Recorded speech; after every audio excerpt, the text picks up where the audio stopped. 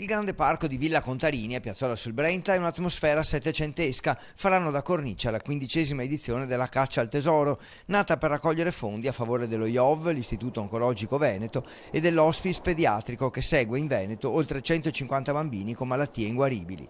Noi dedichiamo tutta la nostra energia allo IOV e all'Hospice Pediatrico, due realtà drammatiche, ma che negli anni, in questi 15 anni, siamo riusciti a dare un fattivo aiuto. Quasi 200.000 euro raccolti e dedicati completamente a loro. E così i figuranti della Compagnia degli Anelli, vestiti con abiti del 6 e 700, proporranno prove di abilità, quiz e percorsi a ostacoli ai partecipanti alla Caccia al Tesoro.